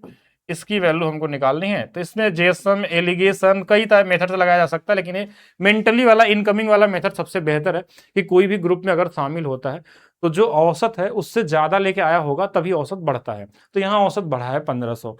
अब 1500 जो बढ़ा है ना, कितने लोग हैं उतना ज्यादा लेके आया होगा, 15 गुणे उसमें हम 1500 का हम 7 में मल्टीप्लाई कर दिया, 24,000 तो था ही उसके पास, प्लस एक्स्ट्रा इतना लेके आया। तो ये मेंटली लगा सकते हैं, बाकी आप कई सारे अप्रोच से जा सकते हैं, डेविएशन से या फिर अलग अलग तरीके से लगा सकते हैं। नेक्स्ट, इस क्वेश्चन में क्या दिया गया, संगीता वेतन में 2 क्रमागत वर्षों में 2 बार संशोधन किया जाता है। पहले वर्ष में वेतन 12% की वृद्धि होती है। मान लेते हैं इसका वेतन है, कोई फायदा होगा क्योंकि इसमें दिया गया है, कमी आ जाती है वेतन के संशोधन के बाद मूल वेतन इतना अधिक होता है। अब बीच का डिफरेंस दिया है, सीआई जैसा दिया है, तो सीआई से भी लगा सकते हैं, लेकिन हम चाहें नॉर्मली लगा लेते हैं। चलिए, ये कितना था, 3/25, ये कितना था, 1/10 था। पहला 25 से 3 बढ़ा था तो 28 हो गया, फिर 10 से कटा था तो ये 9 हो गया, ये 250 रहा होगा तो 9 8 72 2 हो गया, और 9 दूना 18, 18 और 7 25, ये कितना बढ़ गया, तो बोलेंगे 2 यूनिट। 2 की वैल्यू 1584 दिया हुआ है। कितना गुना पे, 2 से 7 बार, 2 से 9 बार, 2 से 2 बार, 792 गुना है। तो इसमें भी 792 का सिर्फ गुना कर लेना है, यानी आंसर आपका जो है वो 250 नहीं, कितना है ये, 250 गुणे में 792 है। तो डिजिटल सम अगर देखें तो डिजिटल सम तो यहाँ 9 9 सब में आ जाएगा, तो 9 यहाँ भी है, इसमें नहीं है, 7 5 12 13 नहीं है, इसमें है। अब इन दोनों में से कोई एक आंसर सही होगा, थोड़ा सा यूनिट डिजिट का सहारा ले लीजिए। लास्ट में 1 जीरो आ गया, 25 दूना 50, 1 जीरो आ गया, 25 नवा 225 और 5 1 जीरो आ गया, 23 बच गया, 25 गुणे 7 175 आ गया, और 23 और था 5 3 8, लास्ट में 8 आएगा, तो ये वाला आंसर होगा। ठीक है, बाकी आप पूरा भी जोड़ सकते हैं, उससे भी आंसर आपको मिल जाएगा। तो ये एक तरीका हो सकता है क्वेश्चन को लगाने का। बाकी आप चाहें तो बेसिक रेशियो से भी लगाएंगे तो भी आ जाएगा, इजी क्वेश्चन है तो ज्यादा क्यों सोचेंगे। वर्तमान में एक पिता की आयु अपने पुत्र से 30 वर्ष अधिक है। अगर वर्तमान में 30 वर्ष अधिक है तो पिता कितना भी बड़ा हो जाए, हमेशा दोनों लोगों का अंतर 30 वर्ष ही रहेगा। कोई दो लोगों के बीच का आयु का डिफरेंस कभी भी चेंज नहीं होता, वो किसी से भी आप कंपेयर करिए। अगर आप अपने भाई से 2 साल छोटे हैं या बड़े हैं तो हमेशा 2 साल ही छोटे या बड़े रहेंगे। तो अगर ये 30 साल का डिफरेंस है तो एज का ये की पॉइंट है। कि 30 वर्ष अगर बड़ा या छोटा है तो 30 वर्ष बड़ा छोटा रहेगा हमेशा। अब फिर 12 वर्ष में पिता की आयु पुत्र की आयु की 3 गुनी हो जाती है। तो अभी अंतर भी अभी भी 2 का अंतर है, यानी ये 2 जो है ना ये फिक्स है कि अगर पहले 30 था तो अभी भी 30 ही रहा होगा 15 गुना पे, यानी 15 यहाँ अभी पिता 45 का है और बेटा 15 का है। लेकिन ये कब की बात है, 12 साल बाद की बात है। वर्तमान की बोलेंगे 12 इसमें घटा लीजिए, 3 साल का बेटा रहा होगा उस समय। उस समय कितने का रहा होगा, 3 साल 3 रहा होगा तो वो वाला 1 बराबर 15, 3, ठीक है 3 रहा होगा तो आ जाएगा उसके हिसाब से। आइए नेक्स्ट देखते हैं। किसी वस्तु के अंकित मूल्य पे 35% की छूट और 20 और 15 के 2 क्रमिक छूट के अंतर। ऐसा क्वेश्चन कई सारा इस बार पूछा गया। देखिए इनका सम भी 35 आ रहा है, अगर ध्यान से देखेंगे तो इनका सम भी 35 है, ये 35 है। मतलब इनका जो ये वाला जब फार्मूला लगाते हैं हम, जिसमें अगर सक्सेसिव वाला 20 + 5 -20 गुणे में 5/100, तो ये वाला तो वैसे ही कॉमन होता है, 15 वाला, सॉरी 15 यहाँ पे ना, तो ये वाला तो वैसे ही कॉमन होता है, इसका कोई मतलब बनता नहीं, बस हमारा ये वाला हिस्सा जरूरत होता है। 15 दूना 30, 300, 100 से भाग देंगे यानी कि 3%। कितना आ गया, 3% ही अंतर है, वही हमारे पास कितना है, 70 है। अब जो पूछा गया वो निकाल लीजिए, 100% निकालना है, लगभग निकाल लीजिए। ये लगभग 33.33 होता है, इसमें भी 33.33 का गुणा कर देंगे, लगभग कितना आ जाएगा देखिए। पहले 33 में गुणा कर लेते हैं, ये 0, 7 × 3 21, 7 × 3 21, 2 23 और प्लस 0.3, लगभग 3 की बात करेंगे तो ये लगभग 23 और आएगा, 23 दशमलव समथिंग, तो 2323 नहीं 2333 दशमलव कुछ समथिंग आएगा। तो हमारे पास 2333 वाला एक ऑप्शन सबसे नजदीकी दिया हुआ था, इसी को कर लेंगे, ठीक है। सबसे नजदीकी आंसर यही वाला हमारे पास। एक क्वेश्चन और आपके पास मिल गया इस वाले फार्मूले का, हमने बताया था अभी थोड़ा देर पहले, a³ + b³ + c³ -3abc का जो फार्मूला होता है, कई सारे होते हैं इसमें। पहला आपके पास a + b + c, a² + b² + c² -ab -bc -ca, एक तो ये होता है। एक हमारे पास होता है a + b + c half a - b का होल स्क्वायर, b - c का होल स्क्वायर + c - a का होल स्क्वायर, ठीक है। और इसके अलावा एक और बड़ा इंपॉर्टेंट होता है, ये इसकी भी जरूरत आपको पड़ सकती है, a + b + c का होल स्क्वायर माइनस में 3ab + bc + ca, इससे भी आप लगा सकते हैं। तो लेकिन यहाँ पे हमारा क्या है कि बेसिक सिंप्लीफिकेशन बेस पे क्वेश्चन है। ऊपर में हमको दिख रहा है कि a³ b³ c³ -3abc है। जब इसको ओपन करेंगे तो क्या आएगा हमारे पास, a + b + c, और इसके आगे a² b² c² जो भी आएगा, तो ये वाला नीचे वाले से कट जाएगा पूरा, सिर्फ हमारे पास a + b + c बचेगा। इनको जोड़ लेना है बस। देखिए 0.2 दे देंगे, 2.5, 3.5, 4 और 5, क्या आएगा, 5 आंसर आ जाएगा। मतलब इन तीनों को बस जोड़ना था, इसको इसको इसको जोड़ देना है, वही हमारे पास आंसर होता। तो बहुत इजी क्वेश्चन था, आपको इतना पूरा लिखना नहीं था। एक षटभुज में, असम षटभुज में जिसके कोण दिए गए, अज्ञात अंतःकोण ज्ञात करिए। षटभुज के अंदर में अंतःकोणों का योग कितना होता है। कोई भी अगर हमारे पास पॉलीगन है तो उसके भुजा में 2 घटा लेते हैं और 180 से गुणा कर लेंगे, तो वो हमको बता देता है उसके अंदर वाले कोणों का योग। जैसे ट्रायंगल में 3 भुजा है तो 3 में अगर 2 घटा लेंगे तो कितना बचेगा, 1। 1 में 180 से गुणा करेंगे तो तीनों कोणों का योग 180 आता है। चतुर्भुज में 4 भुजा है, 2 घटा लीजिए, कितना आ जाएगा, 2 आएगा। 2 में 180 गुणा कर लेंगे 360 होता है। 5 है, 5 भुजा है, 2 घटा लीजिए, 3 18, 3 54, 540। 6 भुजा है, 2 घटा लीजिए, 4 4 गुणे 4 का गुणा कर लेंगे 180 में तो 18 चौक 72, यानी टोटल सम 720 आना चाहिए था। अब इनको जोड़ लीजिए हमारे पास, जैसे 100, 200, 300, 400, 400 ये हो गए, ये दोनों मिल जाएंगे तो 500 हो जाएगा। 580 और 580 के बाद 40 और जोड़ देंगे तो 620 के बाद कितना बचेगा इसमें, 100 और बचाएगा, तब तो 720 बनेगा। 100% नहीं है, 100 डिग्री है यहाँ पे, ठीक है, 100 डिग्री है। Common question. एक व्यक्ति 4 किलोमीटर प्रति घंटा की चाल से चल रहा है, विपरीत दिशा से आती हुई 180 मीटर लंबी ट्रेन उसे 12 सेकंड में पार करती है। 12 से भाग दीजिए, स्पीड आ जाएगा इसका, 12 गुणे ये कितना आ जाएगा, 15 आ जाएगा, 15 मीटर प्रति सेकंड। लेकिन एक रेशियो आपको पता होना चाहिए, 18 और 5 का। अगर ये मीटर प्रति सेकंड 15 दिया है ना, ये इससे 3 गुना पे है, तो ये भी 3 गुना में किलोमीटर में कितना आएगा, 54 आएगा। लेकिन ये 54 अकेले किसकी स्पीड नहीं है, क्योंकि ट्रेन और आदमी दोनों है, और आदमी की स्पीड कितनी है इसमें, 4 है। अगर उसकी 4 होगी तो ट्रेन की कितनी रही होगी, 50 रही होगी। तो 50 आपका यहाँ पे क्या होगा, राइट आंसर हो जाएगा, क्योंकि दोनों का रिलेटिव स्पीड है हमारे पास। ये वाला भी वही क्वेश्चन है जैसा थोड़ा देर पहले हमने किया था।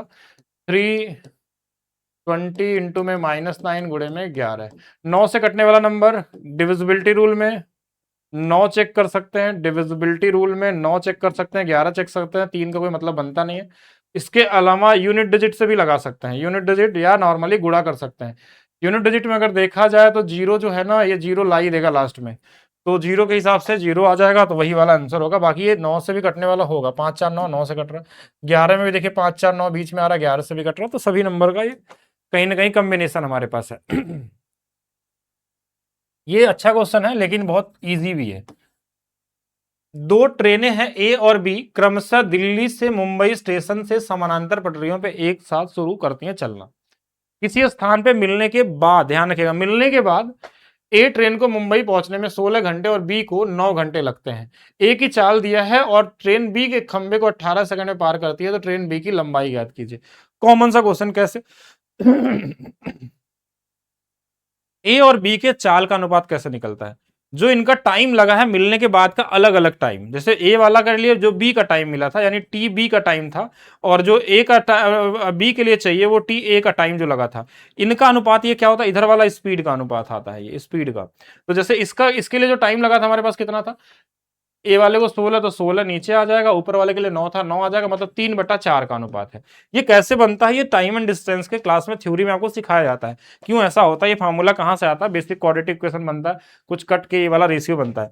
इसकी वैल्यू क्वेश्चन में दिया था, किसका? ए का दिया था 60 स्पीड है 20 गुना पे, तो इसकी स्पीड 20 गुना पे हमारे पास कितनी आ जाएगी? 80 आ जाएगी। 80 किलोमीटर प्रति घंटा में है, लेकिन एक क्वेश्चन में थोड़ा सा और ऐड कर दिया है कि जो बी है ना 18 सेकंड में खंबे को पार करती है, बी की लंबाई, तो डिस्टेंस बराबर स्पीड इंटू में टाइम होता है। 5/18 गुणे में 18 सेकंड। अब बोलेंगे ये 5/18 कहां से, क्योंकि इसको मीटर प्रति सेकंड में बदलना था, मीटर में दिया होगा आंसर, मीटर में दिया ना, हाँ। 18 से 18 8 5 40, 400 मीटर की ट्रेन रही होगी, कौन सा वाला? बी वाला। तो ये कॉमन क्वेश्चन है, बस इसको ध्यान रखना है, एक चीज है। नेक्स्ट देखेंगे, योगेश एक निश्चित राशि 10% वार्षिक दर से निवेश करता है, 2 वर्ष बाद उसे चक्रवृद्धि ब्याज के रूप में इतना रुपए मिलता है। ये किसी भी तरीके से लगा लीजिए, अभी थोड़ा देर पहले डिस्कस किया था। 10 का मतलब कितना? नॉर्मली देखिए 10 का सक्सेसिव क्या होता है? 10 10 20 और 1 21। 21% की जो वैल्यू है ना 147 है, ये इसका 7 गुना है। सिंपल इंटरेस्ट 10 10 कितना हो जाएगा? 20 हो जाएगा, ये भी 7 गुना। ये तो बहुत बेसिक क्वेश्चन हो गया, ठीक है। 140 लगा, और भी तरीके से सकते हैं, ज्यादा दिमाग नहीं लगाना है।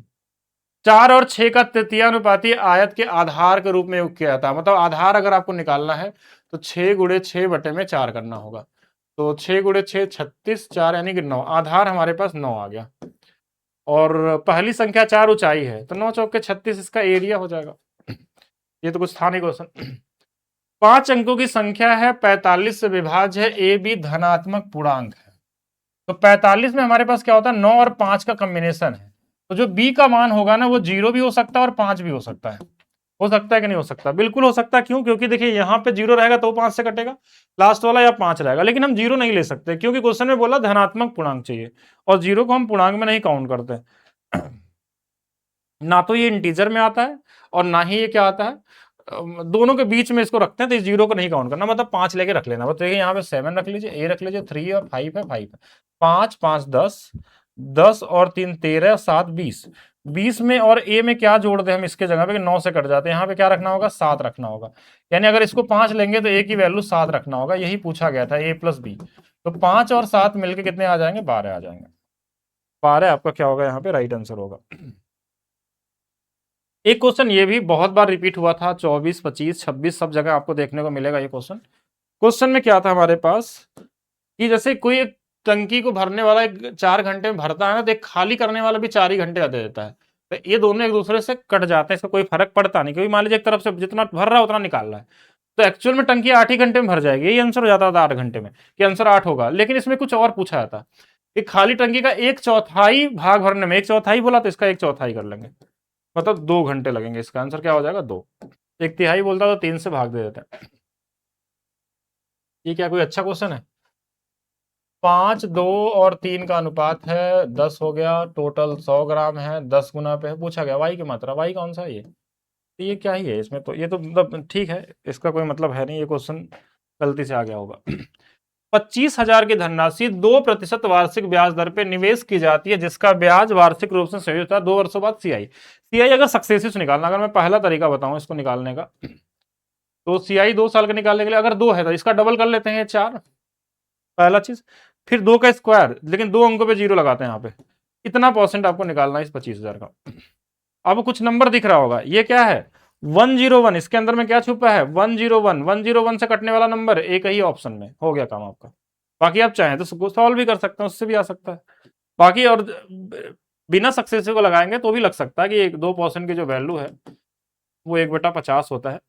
तो CI 2 साल का हमने बताया था कि ये कितना होता है 2x+1 होता है, और प्रिंसिपल जो होता है x² होता है। तो 50 दूना 100, 101 ये होगा, और 50 का स्क्वायर 2500 ये होगा।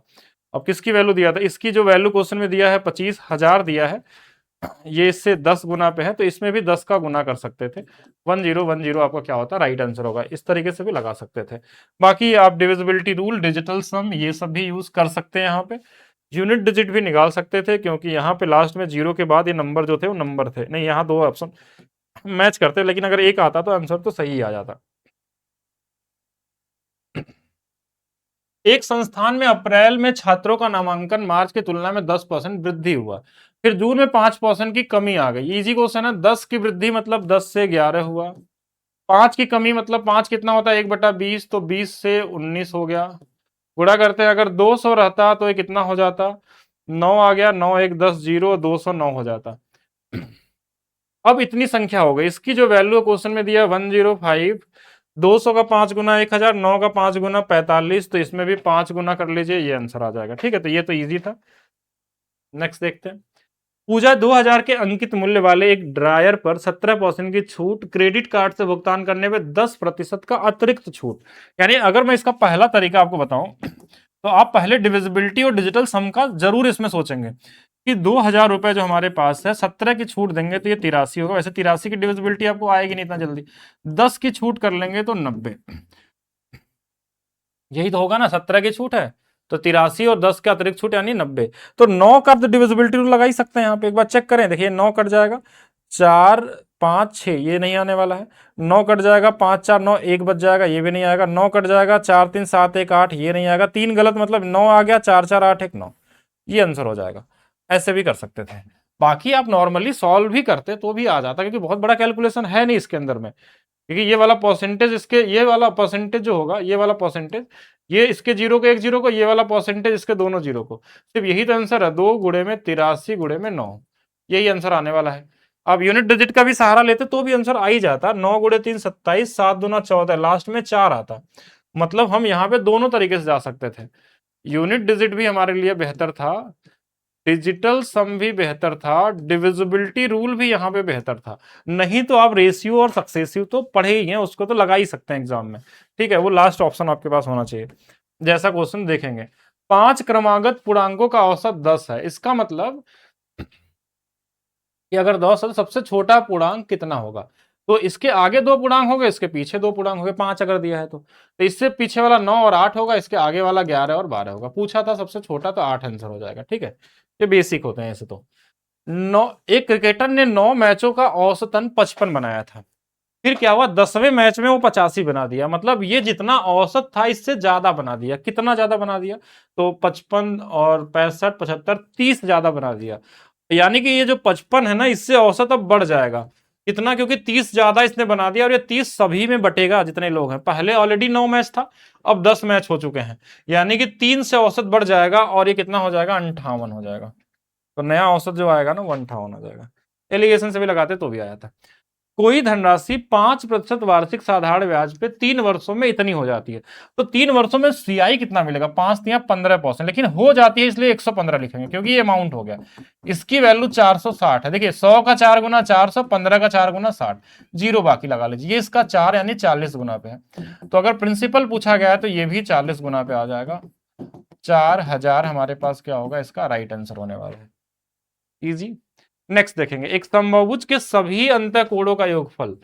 अंतःकोणों का योगफल जो होता है, हमने अभी बताया था ना कि जितने भुजाएं होती हैं उसमें 2 घटा के 180 से गुणा कर लेते हैं। तो अगर मान लीजिए n है तो n में 2 घटा लेंगे और 180 से गुणा कर देंगे, यही तो अंतःकोण होता है। अब यहां से हम इसकी भुजाएं निकाल सकते हैं। ये 10 आ जाएगा, ये 2 इसमें जुड़ जाएगा, n की वैल्यू 12 आ जाएगी। और जो हम डायगोनल निकालते हैं तो n(n-3/2 होता है, यानी कि 12 गुणे में 9 बटे में 2 है। 9 से कटने वाला नंबर भी आएगा, बाकी 9 गुणे 6 54 आपका क्या होगा यहाँ पे राइट आंसर होगा। एक दुकानदार 1000 अंकित मूल्य वाली एक फ्रॉक पे 18 और 15 की 2 क्रमिक छूट प्रदान करता है। डिविजिबिलिटी रूल निकाल लीजिए, बस नॉर्मली यहीं से देख लिया करिए। 15 की छूट देंगे 85 होगा, इसके अंदर में 17 आएगा, 5 आएगा। 18 वाले में 82 होगा, इसके अंदर में 41 आएगा, 2 आएगा। 17 सबसे आसान है, 17 और 3 डिजिट का नंबर है, 17 चौके 68, नहीं 17 68 हो जाएगा। यहाँ पे बचा कितना हमारे पास, 10 11 116 नहीं होगा, 68 और 2 6 नहीं होगा, 17 चौके 68, 17 ये वाला आंसर आ जाएगा। ठीक है, ज्यादा क्यों टाइम वेस्ट करेंगे। एक समचतुर्भुज के परस्पर विकर्ण परस्पर लंबवत है, हमेशा होता है, ये बोले या ना बोले, कोई समचतुर्भुज अगर हमारे पास है तो इनके जो डायगोनल होते हैं वो 90 डिग्री पे काटते हैं, ये चीज आपको पता होना चाहिए। और ये डायगोनल जो होते हैं ये आपस में बाइसेक्ट भी करते हैं। बाइसेक्ट का मतलब ये वाला इसके बराबर, ये वाला इसके बराबर। इस ट्रायंगल के लिए ये मीडियन का भी काम करते हैं। ये छोटा डायगोनल, डायगोनल पूरा क्या ये है अलग अलग, ये चारों के चारों एरिया में भी बराबर होते हैं। ये चारों भुजाएं भी समचतुर्भुज में बराबर होती हैं, एक दूसरे के समविभाजित करते हैं। एक विकर्ण दूसरे से 10 सेंटीमीटर लंबा है, यानी इनके बीच में जो अंतर है वो 10 का है। समचतुर्भुज का क्षेत्रफल दिया हुआ है, समचतुर्भुज का परिमाप निकालना है। तो अगर पूछा जाए तो परिमाप 4a होगा। तो 4 से कटने वाला अगर एक ऑप्शन दिया होता तो हमारा आंसर आ गया होता। ऐसा एक बार दिया था एनटीपीसी 2021 वाले या 22 वाले में, लेकिन यहाँ ऐसा ऑप्शन दिया नहीं है। तो फिर हम क्या करेंगे, हमको इसका फार्मूला एरिया का पता होना चाहिए कि हाफ d1 d2 होता है। इसकी वैल्यू क्वेश्चन में 600 दिया है, मतलब दोनों विकर्ण का गुणनफल जो है ना वो 1200 आना चाहिए। लेकिन हमको एक चीज का ध्यान देना, उनके बीच का अंतर 10 का होना चाहिए। बहुत नॉर्मल सा नंबर है, 3 और 4, 30 और 40, 1200 आ जाएगा। एक 30 एक 40 होगा। ये विकर्ण 30 है और ये वाला 40 है, मतलब ये वाला 15 15 और 40 है तो ये 20 और 20 में होगा। ये 15 है 20 है तो ये 90 डिग्री है, पाइथागोरस से कितना आएगा 25। अगर ये 25 तो सभी 25 होंगे, 25 25 25, बाकी 25 का 4 गुना कर लीजिए, आपका ये डायमीटर आ गया। बाकी अगर समचतुर्भुज में और कुछ जानना है तो इसके एरिया निकालने का जो फार्मूले होते हैं वो हाफ d1 d2 होता है। एरिया निकालने का फार्मूला होता है A square sine theta, theta कोई भी हो सकता है, ये वाला एंगल ये वाला कोई भी एंगल रहेगा, सब में काम करेगा। एरिया निकालने का हमको ए इंटू में एच होता है। एच क्या होगा, ए भुजा होती है, एच इनके दोनों के बीच में परपेंडिकुलर हाइट, ये वाली हो या ये वाली हो, दोनों सेम ही आती हैं। ये तीनों का यूज करके निकाल सकते हैं। बाकी और भी अप्रोच हो सकता है, लेकिन अभी इतना ही देखेंगे। नेक्स्ट देखिएगा, दो बहनों की वर्तमान आयु का अनुपात 5 और 7 दिया हुआ है, 5 और 7, और 4 वर्ष बाद उनकी आयु का 6, और छोटी बहन की वर्तमान आयु, तो पहले छोटी बहन देखेंगे कि है कितना। छोटी बहन 5 है, तो 5 से कटने वाला अगर एक ही ऑप्शन है तो हमारा काम यही हो गया। नहीं है तो फिर आगे और कर लेते हैं, जैसे 5 और 7 था और बाद में ये 6 और कितना हो गया 8 हो गया। एक का अंतर हुआ है, एक का अंतर हुआ, एक यूनिट की वैल्यू 4 दिया है, तो हमारे पास 5 चौक के 20 हो जाएगा, 7 चौक 28 हो जाएगा। ये 20 वाला आंसर हो जाता है, ऐसे भी लगा सकते थे। नेक्स्ट देखें, निम्नलिखित में से 88 से विभाज्य नहीं है। 88 से विभाज्य नहीं का मतलब जो 11 से भी ना कटे और 8 से भी ना कटे। तो 8 से कट जाएगा, एक 40 8 से कट जाएगा, 32 8 से कट जाएगा, ये नहीं कटेगा 8 से। फिर 11 में देखें तो देखिए 11 में ये कट ही रहा है, ये 2 और 4 कट ही रहा है, और ये 11 11 11 88 और 8 11 से कट रहा है, ये कट रहा है, ये कट रहा है, तो यही वाला होगा आंसर। भाई चेक भी कर सकते हैं, 8 1 9 है, 5 1 6 है, पॉसिबल ही नहीं है। ठीक है, एबीसी के निवेश का अनुपात जो होता है वही प्रॉफिट का अनुपात होता है, अगर टाइम सेम हो तो हमने यहाँ इनके 4 4 जीरो को वैसे उड़ा दिया। फिर 2 से काटेंगे तो ये 3 बार, 2 से काटेंगे 4 बार, 2 से काटेंगे 6 बार, सब मिला के ये 13 रुपए के लाभ कमाते हैं, जो 78,000 के बराबर है। ये इसका 6 गुना है। पूछा क्या है, सी और बी के हिस्से से कितना अधिक है, कितना अधिक है 2, तो ये भी 6 गुना पे यानी कि 12,000 का अंतर है। तो ये तो कॉमन क्वेश्चन में काउंट होगा। ठीक है, नेक्स्ट और देखते हैं हम लोग। यदि वाई राशि पर वार्षिक रूप से चक्रवृद्धि 10% वार्षिक दर से 2 वर्ष का चक्रवृद्धि ब्याज दिया है, कुल देय राशि अभी तो बताया था, किसी भी तरीके से लगा लीजिए। 10 वर्षों का चक्रवृद्धि ब्याज होता है 21%, ऐसे निकालिए 21%। इसकी वैल्यू क्वेश्चन में दिया है 46 और 2, 121 क्या होगा इसका अमाउंट होगा, ऐसे भी निकाल सकते थे। ये जितना गुना पे इतना गुना पे, 11 की डिविजिबिलिटी रूल चेक कर सकते हैं, क्योंकि इसके अंदर में 11 छुपा हुआ है। 6 2 8 6 2 8 11 से कट जाएगा, 9 2 11 6 2 8 नहीं कटेगा, 7 2 9 6 2 8 नहीं कटे, 10 और 8 नहीं कटेगा, यही आंसर हो जाएगा। कितना आएगा 2662 आ जाएगा, ऐसे भी लगा सकते थे। या जो मैंने बताया था कि अगर 1/x बन जाए, 1/x बन जाए तो CI 2 साल का 2x+1 हो जाएगा, और अमाउंट जो होता है x+1 का होल स्क्वायर हो जाता है। तो ये 1/10 था, तो 10 दूना 20, एक 21 आएगा और 121 आएगा। वही सेम चीज है, वहां से भी निकाल लेते हैं, सक्सेसिव से भी निकाल सकते हैं, बेसिक रेशियो से भी निकाल सकते हैं, जैसे चाहे वैसे निकाल सकते हैं। दो संख्याओं का योगफल 27 दिया है, दो संख्याओं का योगफल 27 है, गुणनफल 170 दिया है, उनके बीच का धनात्मक अंतर, ये अलजेब्रा का क्वेश्चन हो गया है। तो लेकिन अगर वैल्यू पुटिंग अगर आपको दिख जाए तो वैल्यू पुटिंग भी कर सकते हैं, नहीं, हाँ हो सकता है। 17 और 10 का, 17 10 का हो सकता है, 17 × 10 का हो सकता है। तो इनका अंतर कितने का, 7 का है, तो इससे भी काम कर सकते हैं। बाकी अगर चाहें तो अगर हमको वो दिया है, अंतर दिया है, जैसे a+b का मान 27 दिया है और a-b का मान चाहिए होता है, तो हम क्या करते हैं कि जो भी नंबर हमारे पास होता है स्क्वायर करके 4 घटा लेते हैं, ए बी को साथ में रखते हैं, तो ये कैलकुलेशन ज्यादा हो जाएगा, लेकिन आएगा उससे भी आपका आंसर उतना ही मिलेगा आपको। एक समचतुर्भुज का जो परिमाप हमारे पास है वो 100 मीटर है, इसके विकर्ण की लंबाई 14 मीटर है, दूसरे विकर्ण की लंबाई ज्ञात कीजिए। देखिए समचतुर्भुज है तो चारों भुजाएं बराबर हैं, ये 25, ये 25, ये 25, और दूसरा विकर्ण में हमारे पास क्या होगा, एक विकर्ण 14 दिया है तो एक 7 साथ में होगा, तो 90 डिग्री, देखिए 7 है, 24 है, 25, अभी थोड़ा देर पहले मैं बता रहा था, ये 24 तो ये भी 24, 24 और 24 मिलके 48 आपका क्या हो जाएगा, विकर्ण हो जाएगा हमारे पास। नेक्स्ट और देखिए, यदि किसी दो अंकों की एक संख्या के अंकों का योग 9 है और उसमें 27 जोड़ने पे उनके अंक क्रमशः उलट जाते हैं ना, उत्क्रम हो जाते हैं, तो संख्या का इकाई अंक ज्ञात करें। अच्छा, ये जो नंबर है ना ये बड़ा यूनिक होता है, कि जैसे अगर मैं बात करूं, कब जब नंबर हम जोड़ते हैं उलटने में, यानी कि हम चेंज करके जब उसको हम उल्टा करके करते हैं ना, तो हमेशा जो डिफरेंस आता है 9 के मल्टीप्लिकेशन में आता है। जैसे 27 हो गया, 36 हो गया, 45 हो गया, ऐसे जोड़ने पे नंबर हमेशा उल्टा ही होते हैं। ऐसे केस में नंबर हमेशा उल्टा होते हैं। 18 जोड़ लीजिए, 9 जोड़ लीजिए, 45 जोड़ लीजिए, 54 जोड़ लीजिए, ऐसे कोई भी नंबर अगर जोड़ते हैं तो हमेशा ये नंबर आपस में उलट जाते हैं। अंकों का योग हमारे पास दिया है और यूनिट डिजिट हमारे पास क्या दिया है, 4 दिया हुआ है। उन अंकों को उत्करण हमारे पास 4 हो गया, तब इसमें थोड़ा सा वो सोचते हैं कि डायरेक्ट कैसे लगा लिया जाए इसमें, क्योंकि 4 आ रहा है हमारे पास, इकाई का अंक 4 आ रहा है, तो ये 4 अगर आ रहा होगा इसका मतलब पहले कुछ और रहा होगा। जैसे अब इकाई का मतलब 45 हो सकता है, अगर अगर मैं बात करूँ, क्योंकि अंकों का योग हमारे पास कितना है, 9 होना चाहिए। फिर हमारे पास क्वेश्चन में क्या बोला, अगर 6 रहता है यहाँ पे, तो 6 तो अभी आ रहा है, ये 6 ना, तो पहले ये 6 और 3 रह सकता था। अगर ये 3 अभी आ रहा है हमारे पास, यानी कि ये वाली वैल्यू हमारे पास 3 बाद में आ रहा है, तो 3 और 6 भी हो सकता था।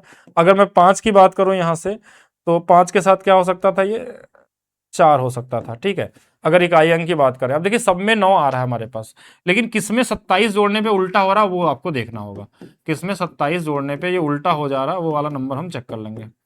तो 7 5 12 और 2 और 5 हमारे पास, 4 2 6 और एक 7, ये तो बना नहीं, 7 3 10, ये तो बड़ा बन जाएगा क्या, चलिए ठीक है, और 6 2 8 1 9, ये भी नहीं बनने वाला, 7 6 13 और 3 2 5 1 6, देखिए ये उल्टा हो गया, यहाँ पे ध्यान समझिएगा, ये वाला उल्टा हो गया ना इसका 63, तो उल्टा हो जाना चाहिए, तो ये वाला हमारा आंसर क्या होगा, राइट आंसर हो जाएगा, ठीक है। चलिए नेक्स्ट और देखते हैं, एक मशीन के मूल्य में 10% वार्षिक दर से मूल्यह्रास होता है, 2 वर्ष बाद कुल पैसा, देखिए 10 से घट रहा है, डिस्काउंट है, 10 10 20, 10 × 10 × 100 घटा लेंगे, 19% का कमी हो जाएगा, ठीक है, 19% की कमी हो जाएगी। बाकी देखिए आज हम लोग इतना ही करते हैं, जैसे 6 से कटने वाला नंबर, तो ये कोई खास है नहीं क्वेश्चन, इसमें सारे के सारे सेट लगे हुए हैं, ठीक है, तो ये आपने आज हमने कर लिया, इसके लगभग कितने क्वेश्चन कर लिए हैं, लगभग 57 क्वेश्चन आज हमने कर लिया अभी तक। बाकी एक और पार्ट हम बना देंगे इसमें टॉप 100 वाला, जिसमें कि ये पूरे के पूरे 100 निकल जाए, बाकी बोलेंगे तो बाकी संपूर्ण बैच में और भी क्वेश्चन करेंगे, सारे के सारे हर चैप्टर का अलग अलग वहां पे करने वाले हैं। यहाँ हम लोग क्या कर दिए, मिक्स क्वेश्चन कर लिए। बाकी एक और चीज मैं बता देता हूँ, अगर आप संपूर्ण बैच में अपने मैथ्स के स्पीड को कई गुना तेज करना चाहते हैं, तो डाउनलोड करिए maths by DP sir official app, जहां पे आपको मिलेगा संपूर्ण बैच हो या यूथ बुक का बैच हो, ये है आपका संपूर्ण batch maths by DP sir official app पे। एक मिनिमम प्राइस रखी गई है जिसमें आपको ये सारे के सारे क्लासेस दी जा रही हैं, इनके सबसे इंपॉर्टेंट क्वेश्चन जो होते हैं उनका हम लोग बेसिक से स्ट्रॉन्ग अप्रोच सीखते हैं कैसे लगा सकते हैं। इसके अलावा यूथ बुक बैच है, आज इसका लास्ट डेट है, 199 में आपको मिल जाएगा, कल से इसकी प्राइस फिर से 499 हो जाएगी। तो बाकी वीडियो अगर आपको अच्छी लगी है तो, और नेक्स्ट पार्ट अगर आप चाहते हैं तो वीडियो के नीचे कमेंट करके बताइएगा, तो हम नेक्स्ट पार्ट भी इसका आपको अपलोड करेंगे, ठीक है, इस तरीके से आपको लगाना चाहिए एग्जाम में। मिलते हैं नेक्स्ट क्लास में।